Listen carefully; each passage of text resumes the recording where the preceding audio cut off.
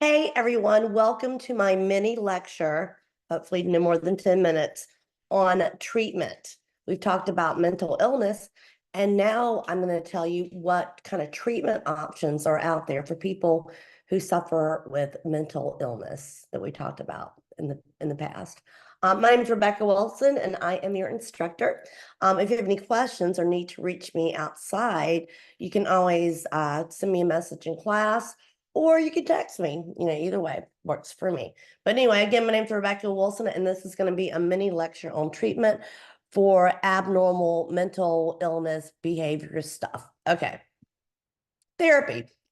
So, once upon a time, if someone had a mental illness, a lot of times they were institutionalized, right?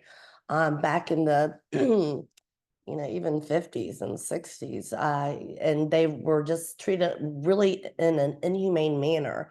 They didn't get any therapy. They were going through certain treatments like lobotomies, where they disconnect the frontal lobe from your brain. Just a bunch of horrible horse tranquilizers. Yeah, it was bad. But nowadays, we have, looked into deinstitutionalization, from it started a movement a while back. So with people being deinstitutionalized from the hospitals, we had to figure out how and what to do to keep them living a normal and productive life. So we started looking into therapy and medication. I'm going to talk to you about a few theoretical orientations with therapy and also a little bit about medications. But usually what happens is we use it in an eclectic manner, like we give medications to get the symptoms under control so that therapy can work. Because if you're very depressed or you're very psychotic, sitting in a therapy's office isn't going to really help with anything. First, we're going to start off with psychoanalytical therapy. This is Sigmund Freud, Freudian. All right, so just a few pictures. Psychodynamic or psychoanalysis is one of the older theoretical orientations, and it was first founded by Freud. Sigmund Freud has roots, and he believed that the unconscious forces that drives behavior. So what he tried to do is he used techniques such as free association. And what that means is really talking to the therapist about whatever comes up without censoring, just about anything. With that, he thought he could get into the unconscious. He also looked at dream analysis, examining dreams for latent content, like information that we might not be understanding in our waking world, but when we're sleeping, our mind goes active. Another thing he used was transference, and that's redirecting feelings about certain people's in one's life into the therapist. And then he would take that information and run with it. This is considered to be long-term, like once a client, always a client. The newer theoretical orientations look more into the here and the now. Humanistic, one of my favorites. It's just kind of how you should live. Humanistic therapy is Carl Rogers and Abraham. Oops, sorry, too far. Carl Rogers and Abraham Maslow. And that is the belief that, humanistic is just how you should treat people. Put the person in the driver's seat. Look at the presence and helping their client achieve their highest potential. Looking at people like they are not bad. They are just trying to, maybe they made some bad decisions, but that doesn't mean they're a bad person. So we're going to meet their clients where they are in a non-judgmental way and help them to become, a better person. Non-directed therapies and active listening is what they use. Looked at self-actualization, free will, and unconditional positive regard. That's one of the most important thing. Meeting the person where they are is the name of the game with humanistic therapy. And again, Carl Rogers and Abraham Maslow are kind of the Mac Daddies with this orientation. All right, then moving forward to behavioral. Okay, let me get all those slides up there. Don't let that picture scare you. All right, so behavioral therapy. And behavioral therapy is, uses a lot of techniques like classical conditioning. They also use, Ivan Pavlov is the person kind of responsible for this, as well as B.F. Skinner. Behavioral therapy called operant conditioning.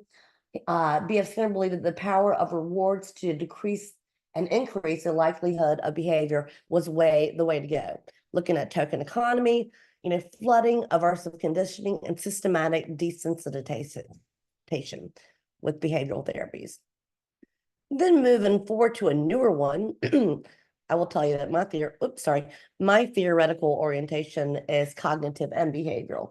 But the cognitive approach came about in the 1960s, and Aaron Beck was responsible for this particular movement in therapy. The counseling theory focuses on how people's thinking can impact their behavior. So if we teach people to think differently about different situations, in turn, their behavior will change. Albert Ellis, Aaron Beck, change the way we see the world and see how our actions will change. Albert Ellis introduced another theoretical orientation called rational emotive behavioral therapy, kind of like cognitive behavioral therapy, which is what I just talked about. And it's kind of my theoretical orientation. Somatic therapies. Oh, and another one I didn't mention, sorry, is group therapy before I go into a somatic. Group therapy is 3 or more people involved with, commonalities like depression. It helps with depression. It can help with anxiety. And group therapy is really good because you can reach more people with, the therapy like in a 90 minutes group setting compared to an individual. And also group therapy is good because people learn from one another. I've done a lot of group therapy. I did group therapy for anger management. I've done group therapy for the court system with custody of children and how to parent apart. And group therapy is good because you can reach more people. People learn from each other, but you have to have a really strong group leader in there. And with my group, sometimes I would have co-leaders that would help me with, identify certain themes, because you can't keep your eye on everybody. And groups can be up to 10 people. I wouldn't recommend over 15 because it would be hard to, if you did have a group of 15, you would want a co-therapist working alongside with you because, it's important to keep the group on track. And a lot of times, working in groups, they kind of get off track. All right, so I'm going to go back. I wanted to do that one before I talked about somatic therapies. And this is medications, antipsychotic medications, antidepressants, anti-anxiety. You can use for, to say for and what psychiatric medication does is it treats different types of mental health problems and it reduces the symptoms of mental health issues. Some common medications used are antidepressants. We also use antipsychotics, sleeping pills, lithium, and other mood stabilizers. Depression, antipsychotics looks at people that have psychosis, schizophrenia being one. Sleeping pills help with people with insomnia, sleeping disorders. Antidepressant works with, people that are depressed. Lithiums often work with bipolar individuals. So medications are good. Like what I said earlier, I think it's important, my goal is for people not to be on medications. I'm a psychologist. However, sometimes medications are needed. So what we would do, like I said earlier, is put people on medications to get the symptoms under control so therapies could work. All right, so I can tell, I'm sure you can tell this is kind of my passion because I've lived it, I've worked with people. And I want you to know if you have any questions, if you need me for anything, don't hesitate to call and reach out to me or send me a message in class. Thanks so much. Have a good one.